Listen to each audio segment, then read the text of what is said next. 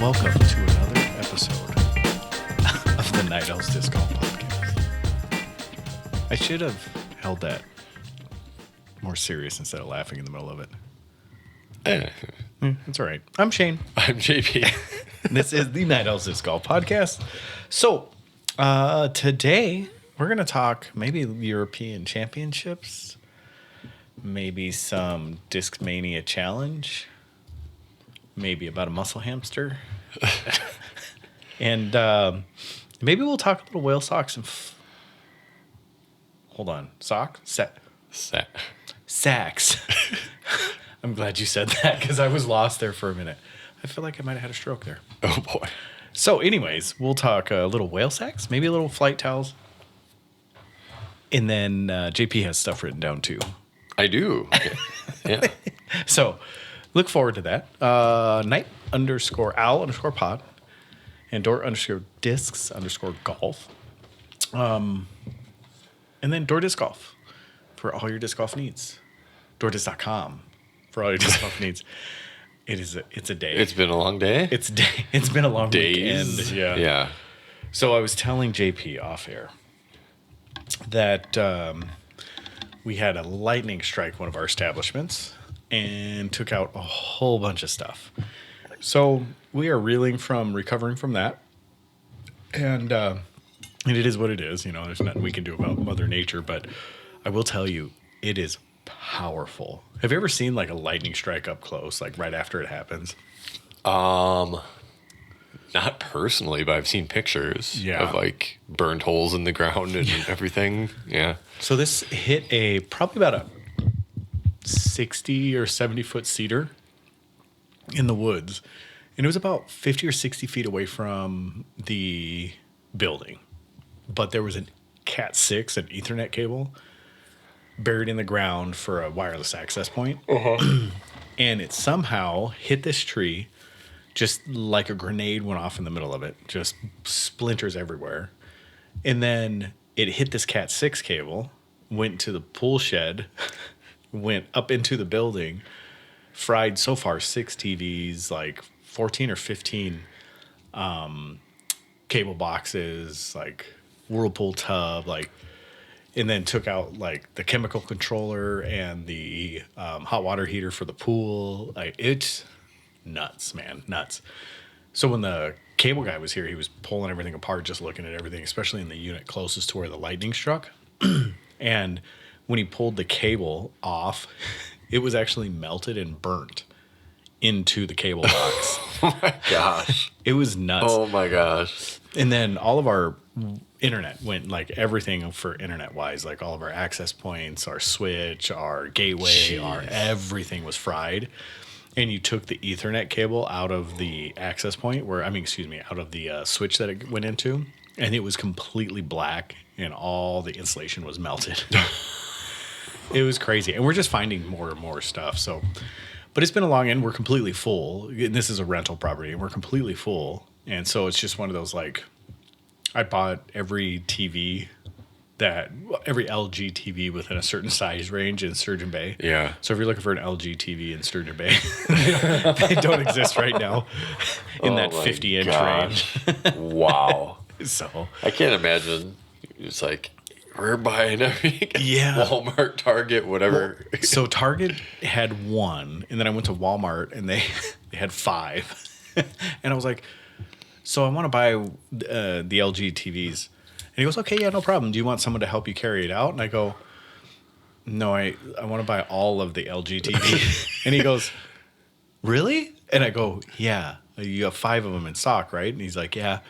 So they got them all carted up, and he goes, I have to ask, why are you buying so many TVs? You build a new house or something? Oh, I go, no. We had lightning strike next to a motel and blew out all of our TVs. And we're having a LAN party. Yeah, exactly. Old school Halo LAN party. I should have said something clever, but I couldn't. Yeah. So, but it was so much so that, like, I mean, I drive everywhere, and the AC in my car went out. Oh, jeez. And it's been hot. So luckily I got my truck back. So that works. Yeah. But, so on my way back from driving like all this stuff, about 2:00 this afternoon, I was driving back from Sturgeon Bay, getting the last TV that I needed from Target that only had one. And I almost fell asleep coming down the fish, like just before the Fish Creek Hill. What a nightmare. Well, it was one of the ones where all of a sudden, like, I was sitting there and I was listening to an audiobook, and all of a sudden I'm like, oh my goodness, it was one of those. Like, I fell asleep, and I don't know how long I was asleep. Like, I fell asleep, and I was like, oh my goodness, I need to. So as soon as I got to a gas station, I bought a Celsius and chugged it, and I was just like, I just need a little more time. So, but that was my day. So, or my weekend rather. So, it was what it was. It was what it was. But when the lightning struck, I mean, it struck early in the morning Sunday. Yeah, I was gonna say I heard weather real early. Yeah, because I remember laying in bed, and it probably struck at around 5:45, 6 o'clock, something like that. Because I remember laying in bed going, man, that was close. Like, that was loud. And I'm maybe 2 miles away from the property, somewhere around in there, something like that.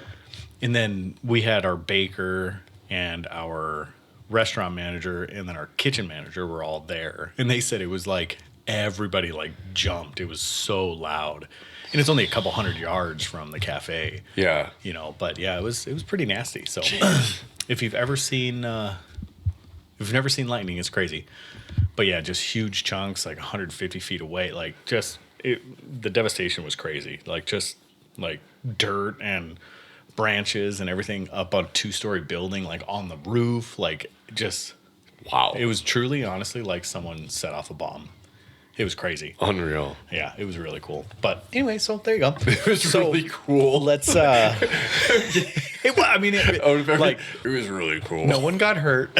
Yeah. All it is now it's going to be a big insurance claim. So right. All I can say is it sucked because we had to deal with it, but man, it's still cool. Okay. Yeah. But what I do have to say is that I'm not going to push it on a disc golf course anymore. If it's raining and I see some lightning, I'm off that course. Zero chance I'm going to take any chance with that. I mean, that's crazy. So, yeah, so that's my week. So, how was your week? I got sunburned really bad yesterday. What, were you at the beach or what? No, the soccer fields got, with all the heavy rain, we're getting washed out. And so yesterday I was like, well, I got to go make sure I get all these fields. So there's no games this week, but if I don't line it or reline it, I'll end up losing them, and I'll have to remeasure and all that. And I don't want to have to do that. And there was one game today for one of the younger groups on the smaller field, but I didn't realize how intense the sun was yesterday. And I was just sweating, so I took my shirt off. I was like, gosh, what the heck? And lo and behold, last night, after working out, I went to go take a shower, and I took my shirt off and did a double take in the mirror.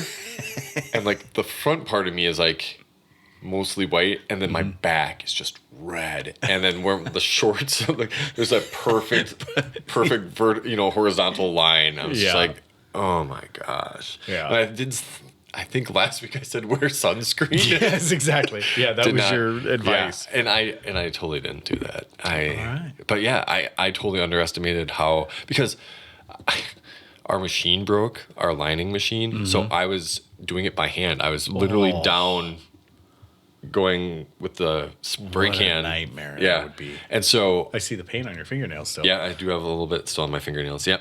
And so from leaning over, all the sun was just beating down on my back. Oh, that would be horrible. It's funny how quickly that can happen. It's all about my daughter knows all about the UV scale or whatever. Yeah. The intensity, I guess it's a scale from 1 to 10 or something like that. I've never known anything about that before, but she's like, well, it's a 9 today. I can get a good tan. And I'm like, what? What are you talking about? Well, the UV, it's at a 9. And I was like, okay, sounds good. Yeah. Have fun. She'll go lay out on the trampoline or something like that. But yeah, I had no clue. But I guess it was really, really intense, like you said. It had to be in the 9-ish range. Yeah. Yeah. Apparently. Yeah. This is what a 9 burn feels like. This is what happens in Wisconsin when you get a 9 on the UV scale. But yeah, it was hot. So yeah. Well, it's been So for those of you that are not from Wisconsin, Wisconsin is usually a pretty temperate place in the summer. Like if you get in the high 80s, it's pretty hot. Yeah.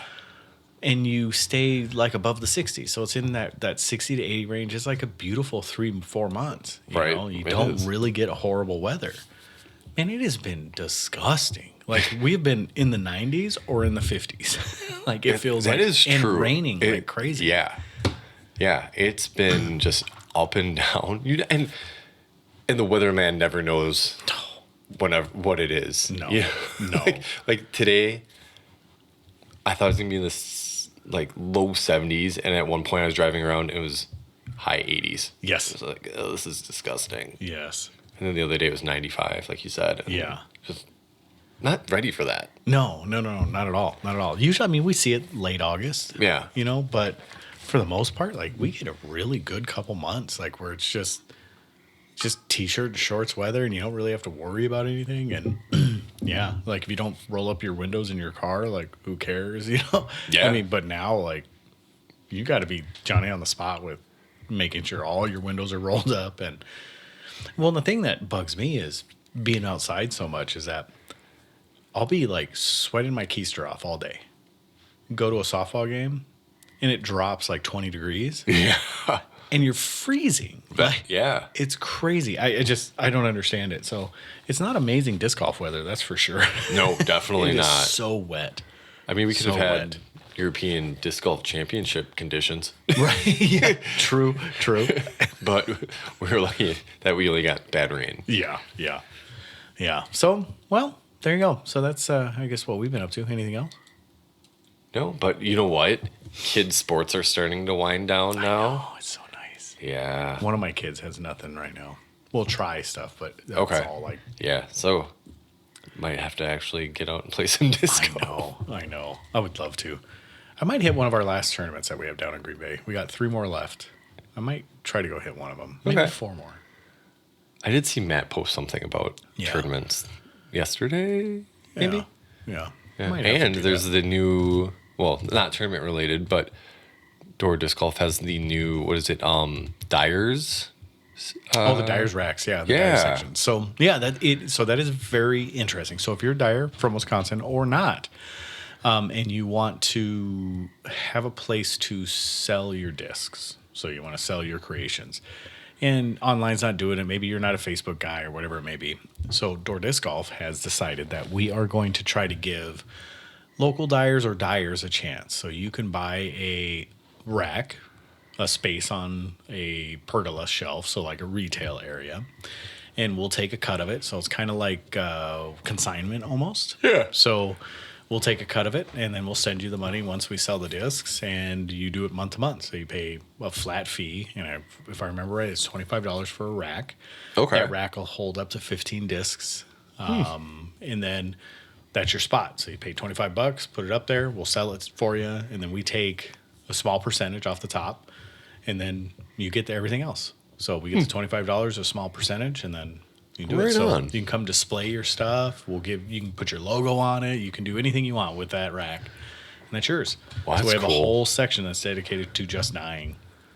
So dyers. So yeah. So something new, something different. We figured there's so many dyers that want to try to get into the game. And, so when we worked a little bit with Dylan from Pastry Dyes, just kind of chatting with him, like what would be the best and, Okay. that type of stuff. And it's something he says he thinks that would be pretty good with doing that. So what it does, it just gives people that don't have the money or ability to open their own shop, but always wanted to be in the game of retail of disc golf and selling discs, gives them the opportunity to do so. So Cool. yeah, so it's pretty neat.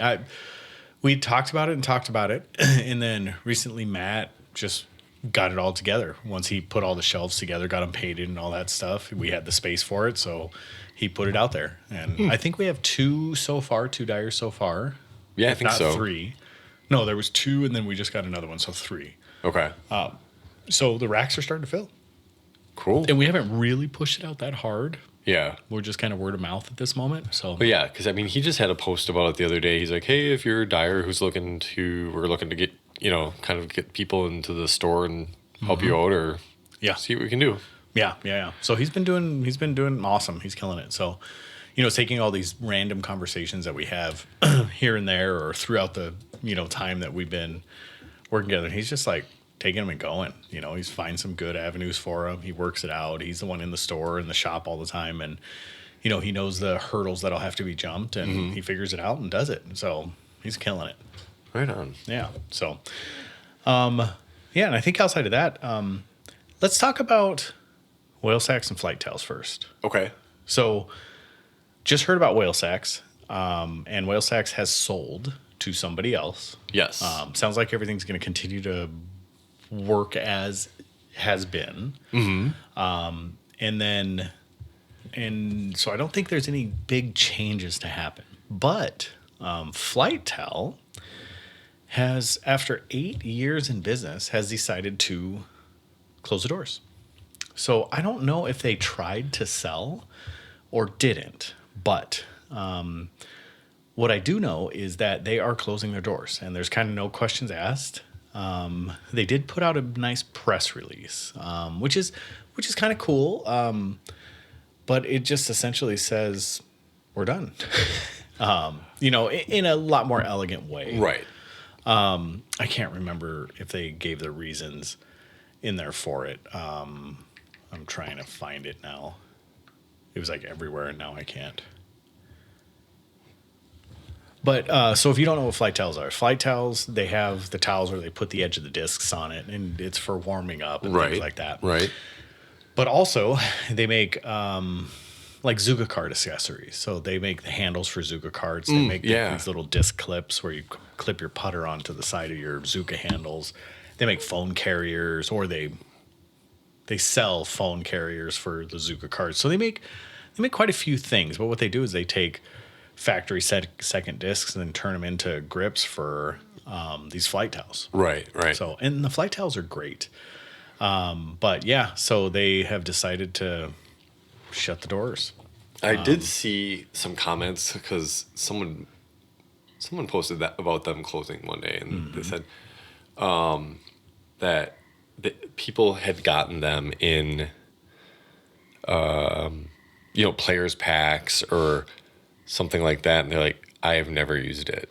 Right. It's like one of those things where you think it would be great, but I could see it mostly people are like, well, or do they just use it as a towel and then it just so happens to have a piece of disc on it? Are they people using it the way it's intended for the warm up? Because then what's the thing that it was the beginning of the season, I remember seeing it. AB was it was like that disc, right? You like throw it and it's attached to something. Yeah, and it kind of comes back. Yeah. Right. Yeah. It was like on a bungee or something. Yeah. Kind of like one of the balls that you would throw and catch yourself. I don't know if you ever something had one like of that. those when you were a kid. Right. I'm wondering how that is doing as well as far as companies go. And then there's the Pro Pull. Yeah. I don't know if that's still around or not. Because that was like, one of those. Basically, it's a disc on a bungee cord thing as well, where you're trying to help increase your resistance arms. band. Yeah. Yeah. Right. Exactly. You're just trying to help build your arm speed or arm strength with it. But yeah, that's it's. I think all these things have good gimmick to them, and I think if you use them, they probably work pretty well. I have seen people use them out on the course before. Yeah. But it's also in the am realm. I don't know if I've ever seen one in the pro side. But I've seen people in the am realm grab them, and I get why people would want them, because it is like, especially old dudes, like you just want to get your muscles moving. You want to get your joints moving. Yeah. And I can see them like, I just want a familiar rim, because they take a disc. So like, if you really love the Destroyer, like you can buy one that's a Destroyer rim. Yeah. And just like pop that thing a couple times. Right. So I get it. It mimics the feel and all that stuff. But, is it necessary? No, not really. It's a lot of these balls that are weighted that you play with and stuff. Like, they can be useful, but for the most part, you're only going to hurt yourself. But Flightel doesn't have that adverse effect. Flightel is just more of like gimmicky. Yeah. The beauty about the flight towel is you always carry a towel. right? Yeah, exactly. So, add a little piece of disc to it that you can warm up with it a little bit too. Like, okay, that's fine. But my problem is like, I have so many towels that honestly, this is probably horrible of me to say, but especially the cheaper towels, like once they're beyond like being useful as far as cleaning discs or wiping my hands or something like that, I just kind of pitch them. Like, Yeah, right. I have so many of them. No, some of the nicer, like the Innova microfiber ones and stuff like that, like I keep those and I wash those over and over again. But like some of the cheap towels I get from, they're usually for muddy days. Like they're the ones I'll throw on the ground if I need a decent foot grip or something like that. So I think that's the biggest issue you see with those. But the flight towels are nice because they're the waffle microfiber ones. Man, I'm having a hard time talking today. So they're really nice towels. You know who has them? BJ. Oh, really? Yeah, BJ has them. Okay. So, but the other portion of their business, which is the grips for the Zuka carts and like all those little accessory things, those are great. Those are great. But the problem is Zuka's starting to sell their own now. Yeah. So how do you compete with the company that you're building makes the exact same thing you make and actually for cheaper? So, Yeah, that's tough. That's a big deal. Yeah.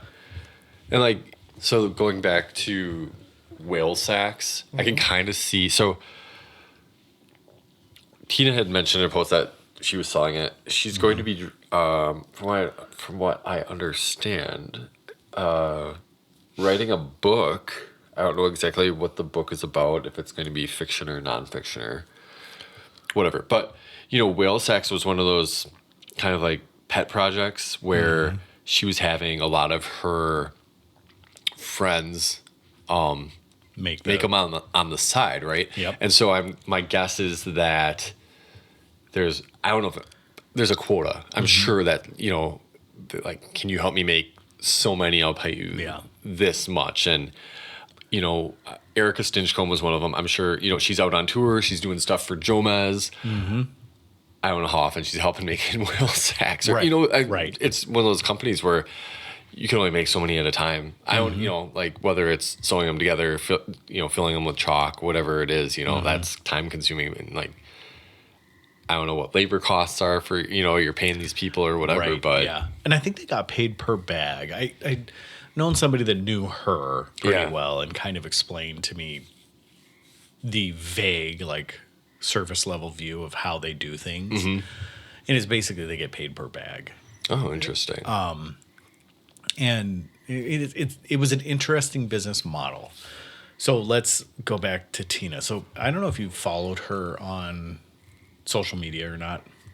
Here and there, yeah. Okay. I mean, I do follow her, but I'm not paying, that close of attention of what's going on really or anything. So I mean, I'm so rarely on social media as it is, but when I was on pretty heavily and I was doing like all the videos and all that stuff, I was like watching other people, and Tina was one of those people that was like from thing to thing to thing to thing to thing. Like she was so all over the board with everything. Like I want to say she was a florist for a little while. She was like, she was into gardening for a while. She was into doing, and she was like, and obviously all the like dancing and like all the stuff that she does with that. And then, I mean, I want to say there was like essential oils in there somewhere, and then like gardening, like she had like a whole like public garden type thing going on in her front yard for a little while. Yeah. Like, so, you think about the stuff that she's hopped around to, and she just seems to be that person that wants that next new thing. Searching like, for a high. Yeah, craving something new. And I think Whale Sacs was that for her because she was into disc golf. She was touring at the time. She started Whale Sacs. She was making them herself for herself. And then they just kind of caught on, and then I guess over time, she just fell out of favor with disc golf. Or not fell out of favor, but moved away from disc golf. Well, she did because she got injured. Yeah. She had a shoulder injury, and then she was kind of doing the behind the scenes and social media stuff for DD when she was still DD. And I think after not touring for a while, it was just moving on from that, just doing wheel sacs. Yep. And I don't know. From and there, it happens. Like right. There's no. That's not bad. There's nothing wrong. Like she just did her thing. Like she coursed through it, and that is what it is, you know. And I even think about myself, like the involvement I had with disc golf compared to what I have now. It's a lot less, you know. But I've chose to do that because I enjoy the game, and I think I got too immersed in the game on the business end of things. And when I say business end, I mean like putting in courses, you know, doing tournaments, you know, like that type of stuff, doing leagues, and never really being able to just enjoy the game. I was always the person running stuff, and I just didn't want to anymore. So I get that. I mean, I get where people's views changed, but man, she just like stopped. Like, Yeah. and I know she tried to make a quick comeback, or not a quick, because she tried to come back for a little bit. She's like, did. oh, I like it. And then Yeah. pretty quickly went away again. Yeah. Well, and during, I mean, a couple of weeks ago, I know for sure I saw Eric Oakley had that. There's a whale Sacs commercial where he's, you know, dripping in sweat and everything, and then all of a sudden he gets a whale sack and he's like completely dried off and everything. But I don't think I've seen it in a while. Maybe they pulled it. Yeah, they might have. And I know Eric Oakley's been on this weird like midlife crisis type healing process. And I'm not downplaying the importance to him. Optics, it's just a little weird. I agree. You know, he really started with kind of not journaling, but in a way, you know, he got into running heavily, you know, as part of his, I think self-healing process and everything. So that's part of it. And then I saw a video a couple other days where he's talking about mental health, but he's been doing this off and on. Oh yeah, you know, for the past while, and I don't know. On tour, I haven't really noticed him that much, or where he's placing, or what he's been up to. I mean, and is he still playing? You know, I guess that's something I don't even know for sure. I would think so. Okay. Yeah. Let's just take a. Yeah, because he's kind of going into this inspirational self-help like motif on his social medias. Right. Like he's kind of going, like you don't really hear him talk about disc golf at all. Like he does talk about running a little bit, but for the most part it's about things that impact him or even mental health, take care of yourself, like those type of things. And I know he's gone through some weird mental health stuff recently. Yeah. When I say recently, probably within the last 3 to 5 years, you know? Wasn't he, wait, I do remember seeing that he was not suspended, but like he had something. Yeah, we talked about that. We did. He had a PDGA probation. Yes, probation. He was on probation for an outburst. Yeah, that's what it was. So like an anger outburst. So, but yeah, so I mean, you know, it's sad with Eric Oakley because Eric Oakley was always somebody that I really enjoyed in his personality, and especially back in the Bobby days, like when he was with DD. I really enjoyed him because he was always just kind of the life of the party. Right. You know, and it just doesn't seem to be that anymore. And that's fine. Like, I'm not judging the dude for it, but he has definitely taken kind of a 180. Yeah. So his last event, I mean, he has been playing. His last event was the Ale Open, which was June 6th through 8th, 84th. Okay. I mean, he hasn't. I think he cashed at Supreme Flight. Oh no!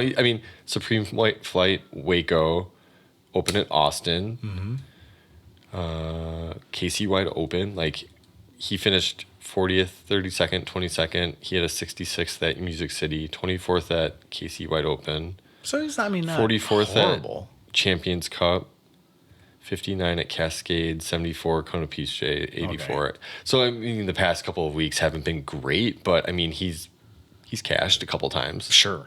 Yeah. Well, and he's also in Europe and probably enjoying life and in Europe, you know. And but yeah, that's and he has such a unique throwing style. He's the type of individual that he's got the Brinster hop with like whatever but with an What was it? Oakley flair. Yes. For sure. He's the type of guy that you were like, you tell a new player, just, like pick a pro, watch a pro, and try to emulate the pro. Like find the Just pro you don't like, watch. just not Oakley. And not that someone can't be good throwing like Oakley does, but he has a very unique style. Now, Yeah. all the hit points are right where they need to be. He just has that skip in there that is so hard to mimic. I mean, I've tried it just for funsies. Yeah. It's hard to do. I mean, to be like, and have power with Well, it and like it's he just does. the real low, like reach back, and Yes. like it looks almost It shouldn't ball- work. No, it really shouldn't. It's so awkward. Yeah. It's very graceful, though. Yeah. It's very graceful. Yeah, if he's probably top 10 most unique throwing style. Maybe number one. Maybe Yeah. on a pro. Because who else would be more iconic? I mean, like 17, 18 Paul Macbeth, Sure. which is everybody's throwing style currently. Yeah. Sarah Holcomb, Yes, okay, Sarah Holcomb, yep. like sidearm, like the like total bent over. You're like, how are you that flexible? Yeah. I'm trying to. Stokely has a very unique, like very stiff. Like after he throws it, he does like this shake thing, Yeah. Yeah. but very good. Like, but his forearm or forehand is crazy. I don't know how he gets the power he gets with that forehand. I think it's incredible. I think Adam Hammis's forehand's like he's got like the march and like Yes, throws it. yeah, the like. Well, but that was But a Macbeth. That was a Macbeth thing, Right. And that somebody else recently did it. I saw them do it. Shoot. It was recently I saw it in coverage. I was like, uh-huh. AB Okay. used to do it too. Yeah. I don't know if he still does it or not. He might still do the and then through. I'm But wondering, like, did I see Owen do that the other day? it could be. It maybe she did. I don't know. I saw. Could be. I'm trying to think of who else. Paige Pierce has a pretty unique style as well. Yeah. It's pretty unique because she has like this. I don't know. Big germ. Yeah, but they're not like super unique. Like I No. said, I think he's one of the top. Yeah, as far he as is. uniqueness goes. Yeah. So anyway, I want to get back to those two companies. So what we're seeing, and I'm really pulling this out. So we're seeing Flightel, 8 years in the business, going out of business, or just closing shop. I didn't read through 100% why they're doing it, but it essentially seems like the squeeze isn't worth the juice. Sure. Is what I got out of it. And whale Sacs. Could you say the same thing? And that's why she's transitioning away from it? Because if it was going bonkers, like, would she really just be like, I don't want to do this anymore? Yeah. Right. I think for a while, yeah, like they really were kind of like it was unique because it was the way that it was sewed together. It was the whale, Yep. and then there's just a lot of other chalk bags out there. There's like Ton. And they were one of the first. yeah, kind of One of, yeah. yeah, but now there's like who's it? Chump chalk bags. I've seen the like mitten chalk bags, like Yeah. that shaped like Michigan. Who's the one that Ryan was it? Y Dry. Y Dry, yeah. Yeah, But they're out of business. But they're out of now, business too. now too. They also have, what was the DNA ones? What were those ones called? Oh. Where they had like the tail that. Yeah, I know what you're talking about. And then there's someone does fruit.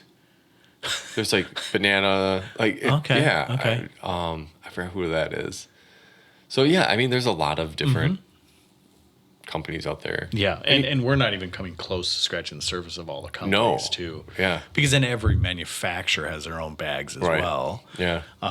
There's, the good old like Climbers chalk bags. There's also the Y Dry. No, what's the Like a sport sack, Sports Sack? which is it's not chalk, it's just the like beads or whatever that dry your hands. I've got a couple of those. Yeah. So there's a lot out there. And what's the green and white bag?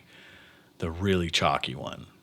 Oh. It comes in a plastic bag. It's green and Well, white. I have like a dirt bag. Dirt bag. Maybe that's what it's Right. called. Like I keep that in the plastic bag that it's in Yes. because It goes everywhere. it goes everywhere. Yes. Yeah. Yeah. And I'm a firm believer in whale sacks. Like, I love whale sacks. I've tried a couple others. There was that pizza one from Oh, yeah. dynamic, which was pretty cool. Yeah. But I lost it pretty quickly. Okay. But whale sacks, like I've used them for a long, long time. And then we still do custom orders of whale sacks. Like we just recently received custom order whale sacks, like actually a pretty big order. Yeah. And it would bum me out to see him leave. But I guess my big question is, we're starting to see small companies kind of slowly start to just fold up. Just like, we're done. You're seeing companies being bought up by, for instance, who are the people that do the brews and discs, and Joe's their owner,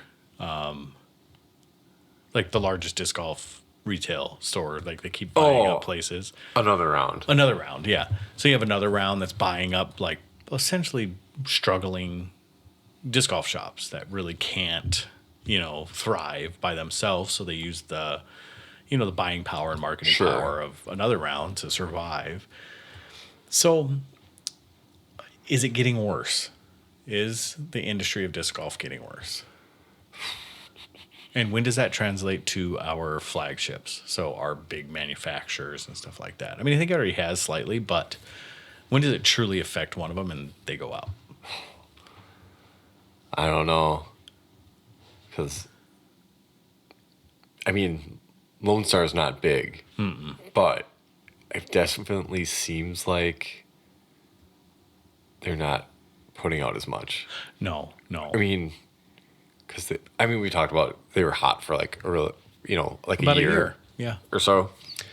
But now, I mean, I think they've put out a couple new molds, but promotion wise, don't hear anything about them. So it really, and maybe it's one of those things too, like we just said, the owners are like, well, this was a passion project of our kids, yep. And then it's not theirs, so they're like, well, kind of at a loss. Or I mean, I'm not saying that they're at a loss, but if you don't have the passion for it, and the kids are losing passion for it, why push it as hard? Yeah, why keep going? Exactly. Yeah. And maybe they are. I mean, maybe they're a regional company. Maybe they're a Prodigy, where they're really, really popular in areas, but they're just not in others. I can tell you in Wisconsin, they're not anymore. We used to see them everywhere, and we're just not seeing them anymore at all. Like we have a few diehards that are still asking for discs. Okay. But for the most part, no, and everybody and their mother, it was like, how you used to put like safe from on your Facebook profile? Yeah, yeah. Like there were very few people that would have safe from the Lone Star Ranger team.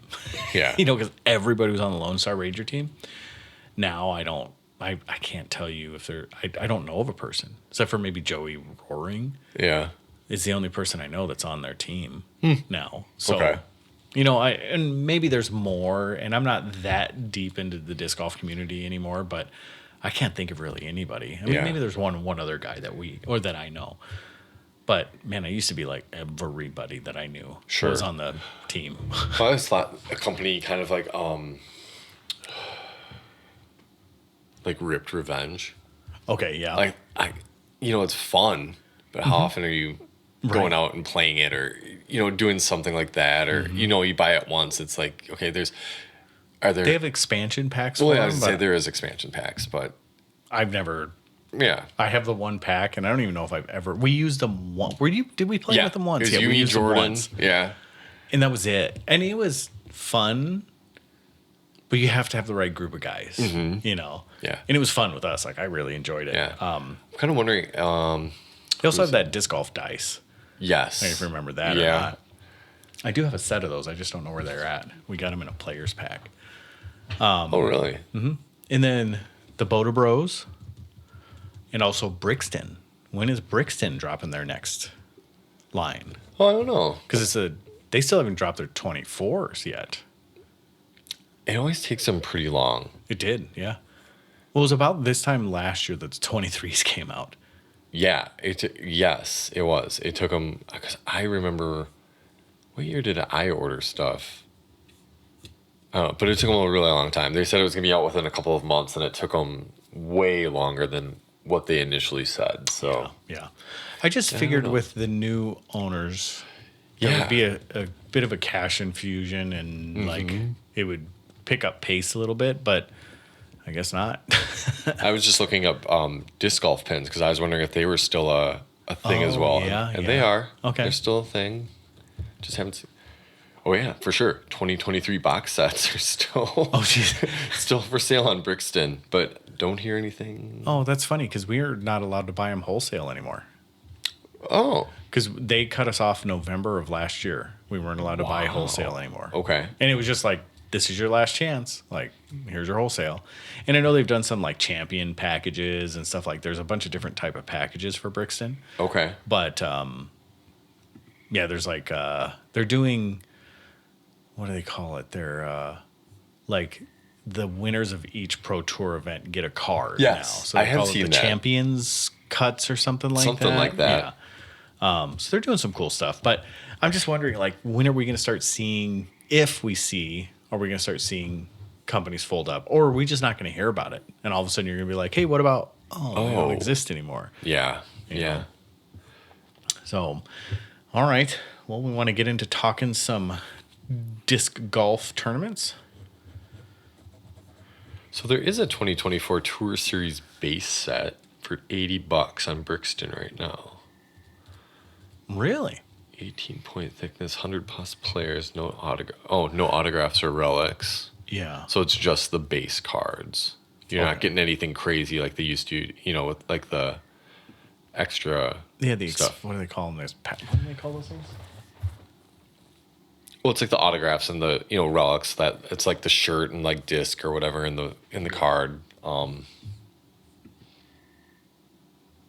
Yeah, but those boxes, like pulling for those boxes is cool.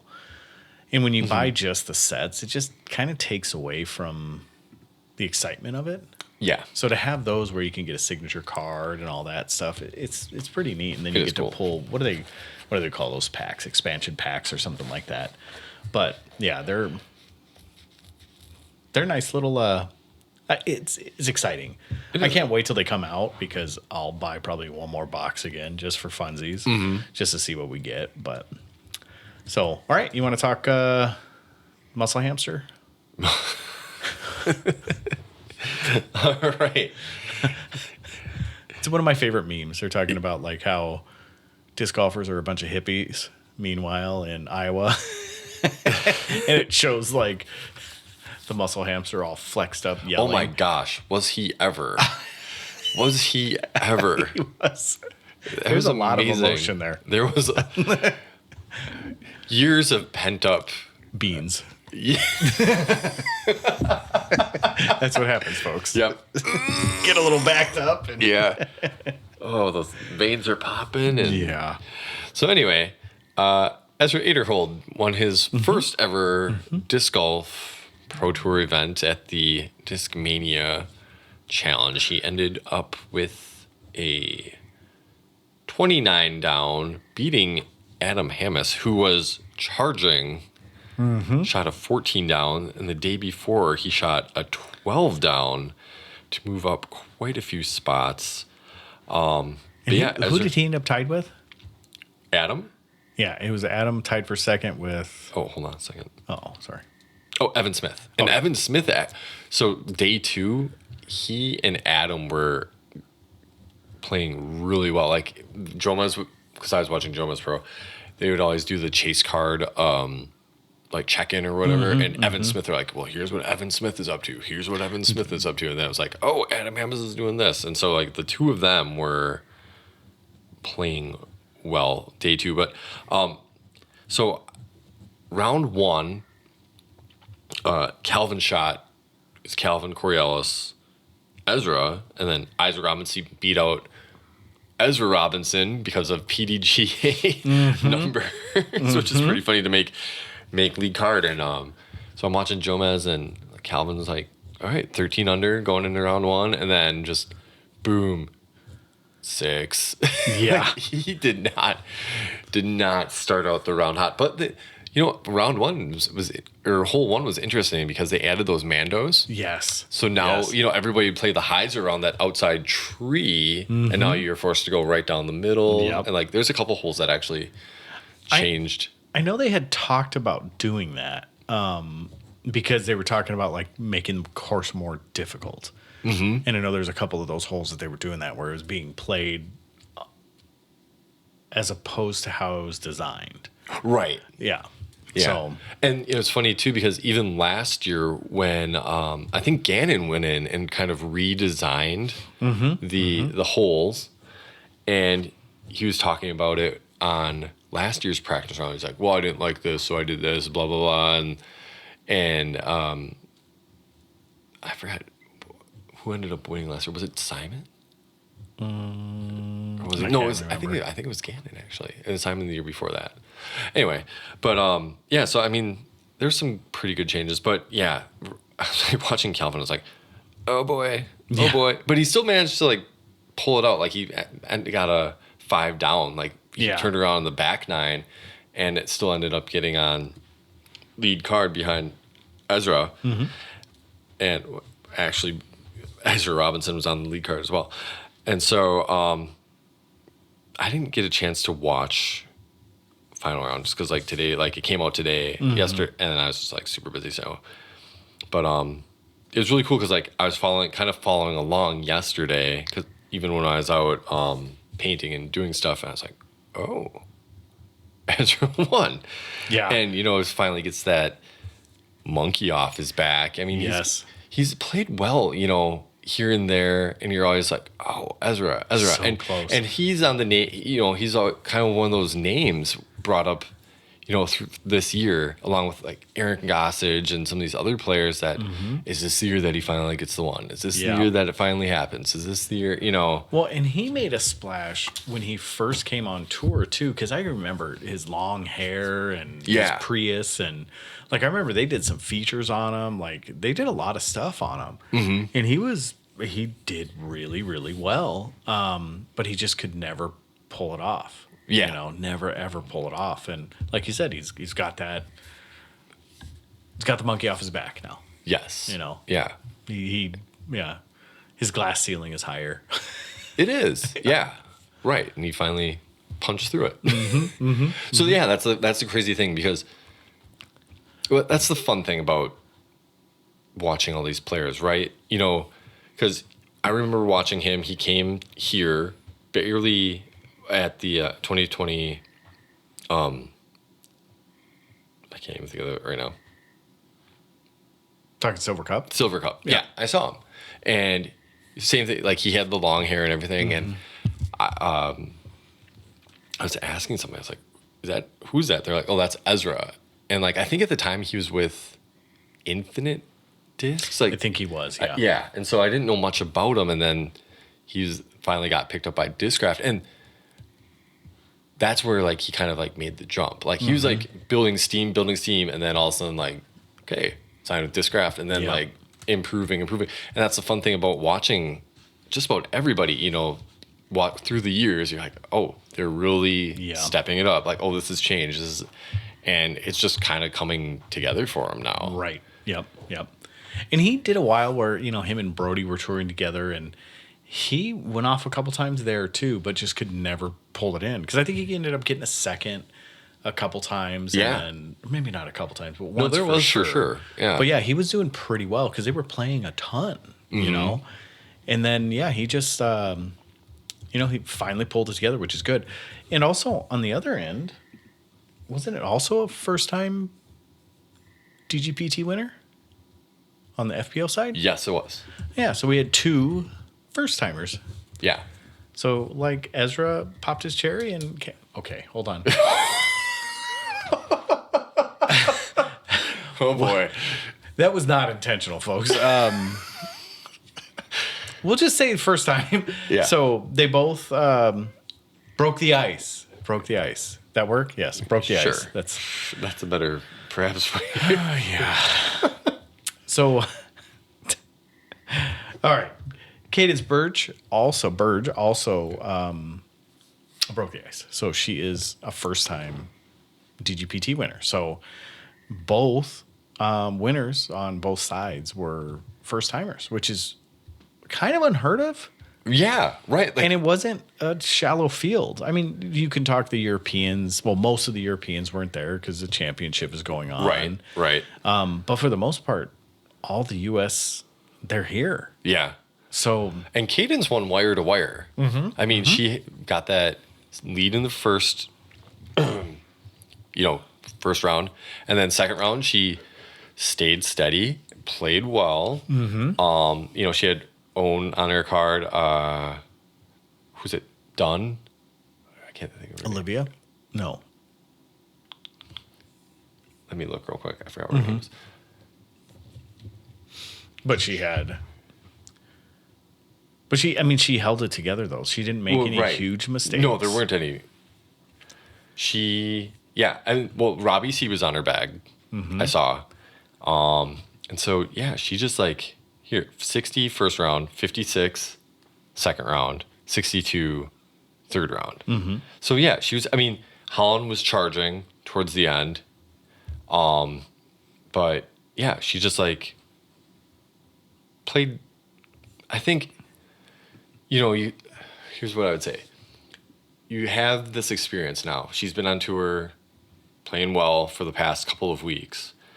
And she just kind of is maturing, before your eyes, kind of getting that mindset. I think Robbie on the bag absolutely helps as well because he can kind of talk some sense into her and calm her down if she needs to be calm, talk through things. He's a very calm guy. I think that's a good presence to have. Oh, for sure. Yeah. Especially for somebody so young, just out of high school. And I think that just does a lot. And the other fun thing this weekend that happened is she got promoted to the Discmania Shield team. Oh, okay. So, pretty big weekend for her. Yeah. Because the Shield team's not the highest, but just one below it. Right. Right. Okay. Right. So, and it was a Discmania event. So it's big weekend for the company and for her. But, over the past couple of weeks, she's, second at the U.S. Women's Championship. She got second with U.S. Women's Doubles that same weekend. Third at the Preserve. 19th Master at Champions Cup. Second, KC Wide Open. Fifth, Music City. 10th at Waco. 10th. Supreme Flight. So she's really come on pretty strong. Last year, did she win Rookie of the Year one year? I thought she won Rookie of the Year maybe last year or the year before. I don't remember. Anyway, so we always see these young people coming on tour, and it's next hot thing, next big thing to happen, but I think she's kind of got a level head on her shoulders. Yes. And I think that's going to do her really well. Right.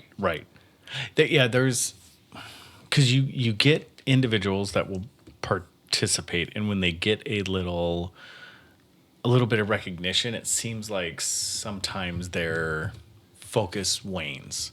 Right. And it doesn't seem like she has that type of personality.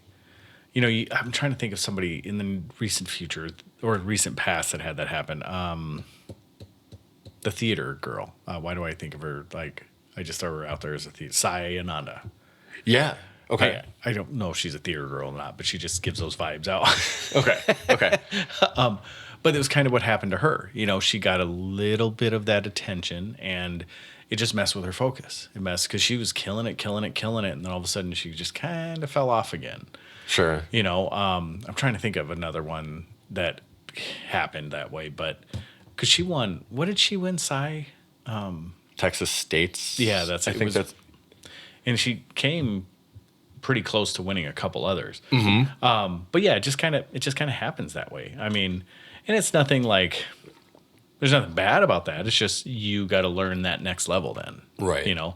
But it seems like Cadence isn't going to really have that issue because there are some people that are just so cool as a cucumber, and they can just deal with those type of pressures pretty easily. And I think you're right. The little that I know of her, it seems like that's probably going to be the truth. Yeah. So if she continues to thrive the way that she's thriving, then I think she'll handle it really well if she gets into the spotlight. So yeah, because she's definitely been thrust there this season. So yeah, Yeah. pretty cool. I mean, if obviously first win, I'd be going crazy, or like Right. elation, whatever. But like after that, you're like, I don't know. It'd be fun to talk to her, like what her goals are for the season. Is she a goal-oriented person, or what? Kind of Right. go with the flow. Like, what? Or is she just playing? Right. Yeah. Because, I mean, sometimes that's how you get in your head is like you have this big expectation for what you have and you're like, well, I don't want to go too high, or because then all of a sudden you have the expectation, you have that fear of not hitting it. So Yeah. And I think that's a lot of, I'm trying to think of really any time you have these high expectations and goal settings. And if you get off course or you feel like you're not going to hit them, there's two ways to respond to them. And most people respond like, who cares? You think about like a diet, like, I want to lose 5 pounds by the end of the month, and you're 2 days left and you still got 7 pounds to lose. Right. And you're like, screw it. I'm going to go have a Twinkie then. And that's what most people will probably do. Like, there's no chance. I'm just not going to do it. And I wonder if, someone like with most disc golfers, but, Cadence will stay on her. But like, is she going to be one of those people if she sets goals and she's like, let's say she's not approaching the goals, is she going to get disappointed and just kind of like, meh, whatever? Is she going to just throw it to the side, or is she going to like double down and nope, that's it. All right. I'm just going to move this goalpost, Right. Or what kind of people are helping her stay on course, or who's it'd be interesting. And you say it's Robbie C, right? He's been her caddy for a couple rounds now. Okay. Are they a thing? No. Okay. No. But I Not don't that it matters. I was just no, I don't know. He's married. He just had a kid. Did he? Yeah. But, I don't keep up on him. I don't know. but and then I forgot what other tournament he. And Cadence is not his wife. No. Okay. She just graduated high school this year. That would be awkward. I forgot what other tournament he caddied for. Maybe it was Champions Cup. Maybe it was Preserve. I forgot. But he was there, and he's kind of talking about it in the bag. And he was talking about her throwing some disc. I think it was like an FD one. He's like, are you really sure you want to throw that right now? Didn't we talk about in this situation, throwing this, that, just trying to go through. Yeah. I wonder that. if she credits him with anything, or if it's just kind of a, or if it's just like, I don't know. I'm just curious, like who she credits the win, or is it just her? Like, she's like, I've been working for this and I got it. Or is it a like, thanks to so-and-so. I didn't hear her concession. I didn't either. Winning speech? Yeah. Is that what they call it? Yeah, like interview. Yeah. With speech at the end. Yeah. Mm-hmm. I didn't hear anything either. Yeah. So it would be interesting. Mm-hmm. Or I'm curious, what her parents, think of disc golf, and are they pushing her? choice. Like, yeah. Well, it's like, like for us, it would have been like somebody going off and just being, I don't know, like, I'm going to become a YouTuber, Yeah. Like, they're like, okay. Well, no, actually, even for us, it was too early. What was the thing that people said they were going to do? And then their parents are just like, oh my goodness. Oh, I don't know. Was that like, I'm going to become an art major? Was it the same thing? Like, what are you going to do with that? Yeah, right. Something like that. Yeah. I mean, good for you, but really, what are you going to do with it? Yeah. Even though our whole lives they tell us, do what makes you happy. Like, well, then I want to play video games and eat Cheetos. Like, can I do that for a living? No, you can. Yeah, exactly. Man, I was born essentially like what, a decade too early. Really? Yeah. Maybe 2 decades? No, about 2 decades, right? Yeah, probably. Yeah, probably 2 decades. Because my hair was already thinning by the time I was in my 30s. So, yeah, it has to be sooner than that. But man, yeah. Oh, well, that's okay. I'd probably be fatter than I am, so. All right, so European Championship. Guess who won? Not Kristen Ladd. No, not Kristen Ladd. No. No, we had Evelina Salonen beat Kristen in a 2-hole playoff to win the European Disc Golf Championship. Yep. So that means she made a putt. At least one. At least one. At least one. At least one. But so Evelina and Kristen ended up dusting the the competition by 18 strokes, which is nuts. Unbelievable. Third place was Henna, and then followed by Rachel Turton. But so I didn't the coverage I think is on was it MDG? Is that who? Yeah, that European channel. Yeah. So they have coverage. I didn't watch any of it because I was mostly focused on watching the Discmania Challenge. And so, but I've seen highlights. First round, Evelina, I'm sure most people saw the ace. She had a 407-foot 2 weeks in a row, back downhill. to back. Yeah. Yeah. What? Isn't that crazy? That is nuts. Good for her. What kind of heater? I know. Or what god did you pray to? Yeah. It's not like it wasn't it wasn't a little ace. Like this is 400-foot downhill over water. Yeah. Like to an island. Right. And if she would have missed it, it would have been well out OB. But man, just dead center change, stuck right in the heart of it. Just stuck, fell to the bottom of the basket, and that was it. I feel like Kristen, I saw another highlight. She threw a shot almost similar. Like it was on trajectory, I think, for an ace as well. And maybe just landed short. Just missed it. Yeah.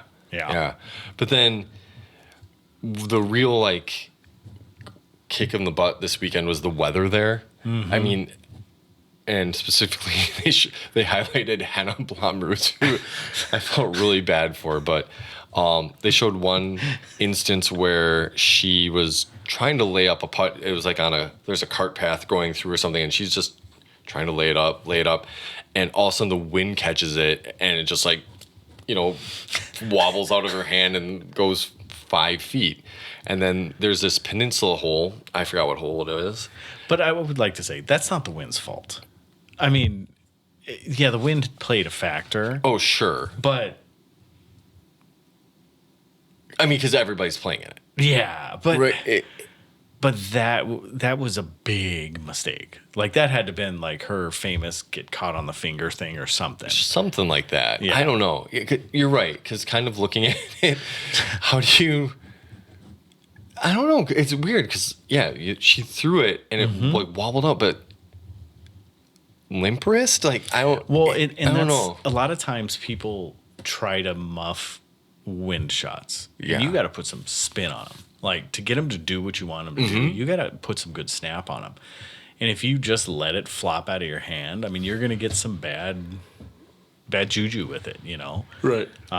That's usually when the worst things happen, which you'll talk about in your next story. But that's usually when the worst things happen, is when the disc is rolling slow or moving slow. I mean, Vegas is infamous for stuff like that. Like, you all of a sudden hit the ground, it pops up, shows a flight plate, and it's gone, So, but yeah, you go ahead and go on to the next story. Yeah, so the next highlight that I had seen was Henna and Evelina were at this island peninsula, or not an island, but it was a peninsula hole. And wind's just blowing, you can tell, ripping super hard. And she maybe had 10-foot putt. Goes up, throws it, hits chains, and it looks like it almost comes off the pole. Wind just throws it out, goes rolling back down into the water.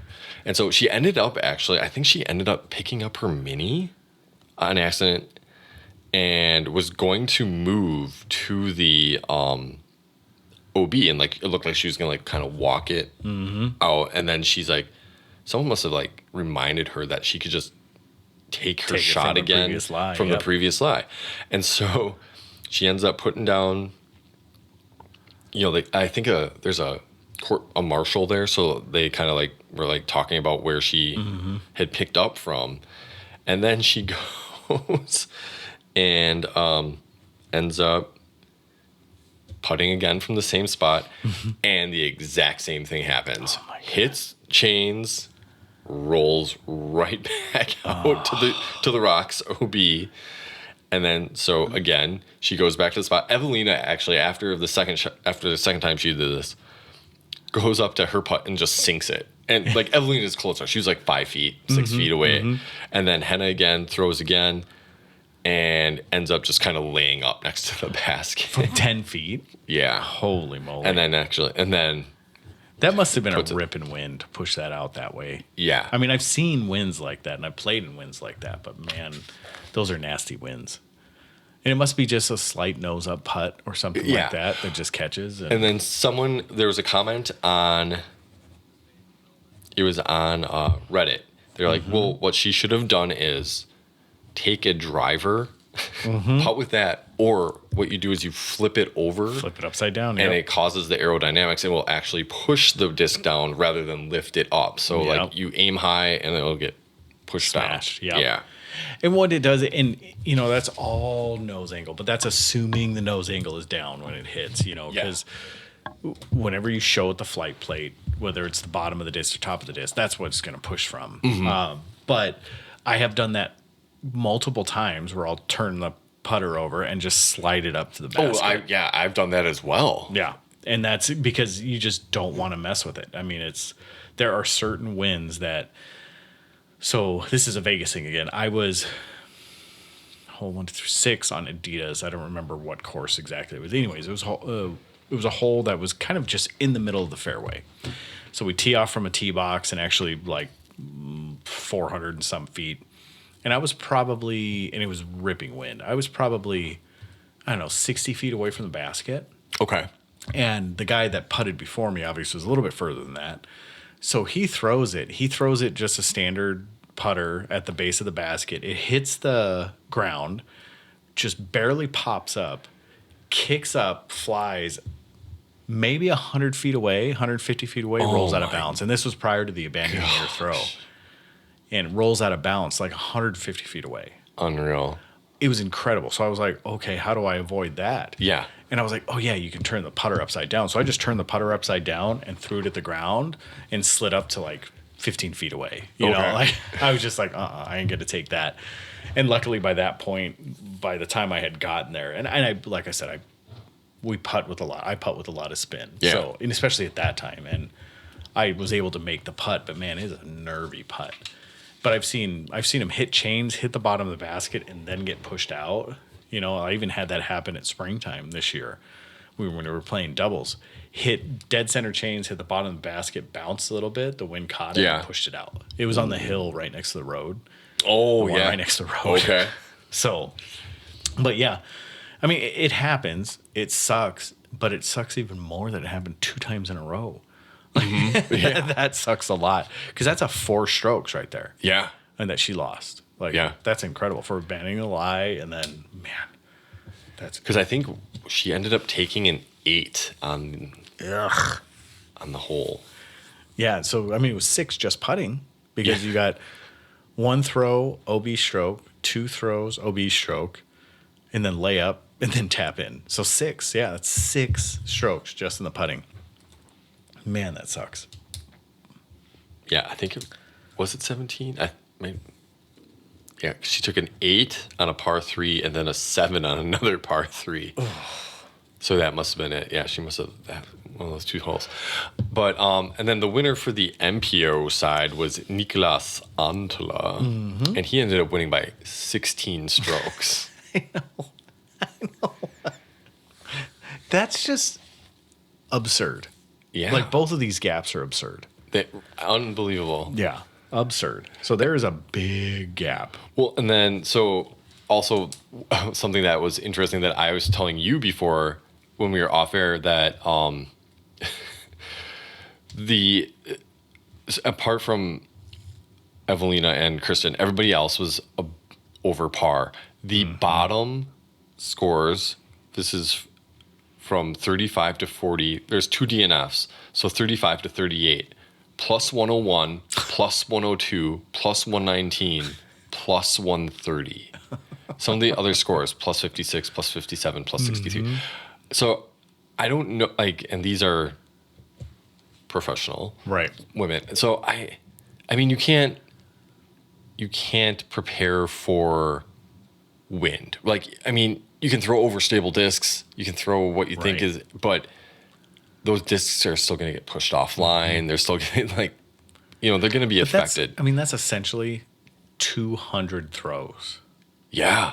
200 throws to finish 18 holes. That's insane. That's a about lot that. of throws. That's like 4 rounds. yeah. Yeah. Essentially, it's 4 rounds. Like, Yeah. I mean, okay, maybe 3.5 rounds. But that's right. 3 18 holes plus a few more. Yeah. It's an incredible amount of throws. I mean, that's for the whole tournament, but Right. one round, a competitor took a plus 43. Oh, Yeah. holy moly. Well, Yeah. I don't know. I guess, you think about some of the rounds that I've had, there's a possibility that I could have been pretty high on a 4-round tournament. Because I think I've finished, 17, 18 over in a 4-round tournament. Sure. 20 over. I was trying to think of some of the bigger tournaments I've done. But no, I don't think I've ever finished that high. But it could happen. It could happen for sure. There's lots of like dumb little things like OB, Yeah. whatever it is. Miss a putt here, miss a putt there. Mm-hmm. So, All right, sir. Well, we're about an hour and 10 minutes in. oh, So anything crazy. thought-provoking or inspirational? Thought-provoking or inspirational? No, I don't have anything today. Nothing. I always say that, and I I know. always come up with something dumb and small, but I really don't have anything today. If there was one thing that you could change in your disc golf life, what would it be? Play more disc golf. Okay. That'll work. Oh, yep. See, now that you say that, that's all I can think of, because that is 100% the truth, is actually play disc golf. I would say, I have to say play disc golf. I would say,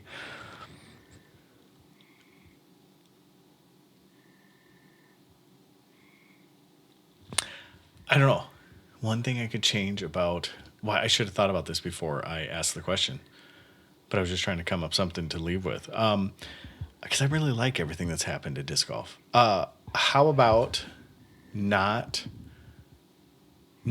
doing appropriate stretches as an old man while playing disc golf? When I tore my lat Oh, when I was playing. okay.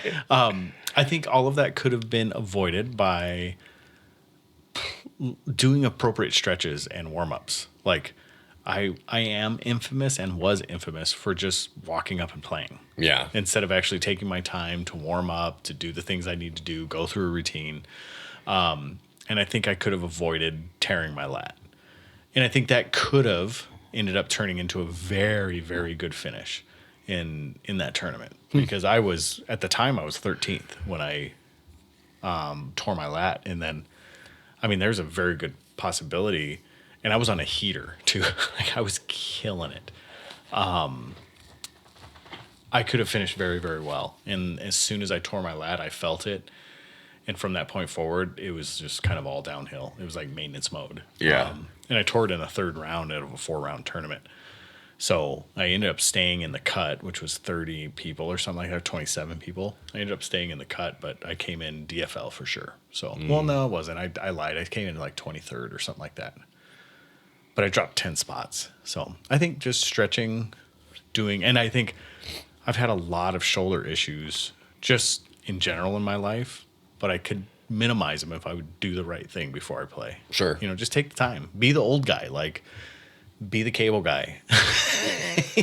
And like, do the suicides, do the warm-ups, like, wear the headband. Like, headband. You're going to look stupid, but you know what? I'd rather look stupid and feel good than look cool and hurt myself. Yeah. So there you go. So do your stretches, folks. Good idea.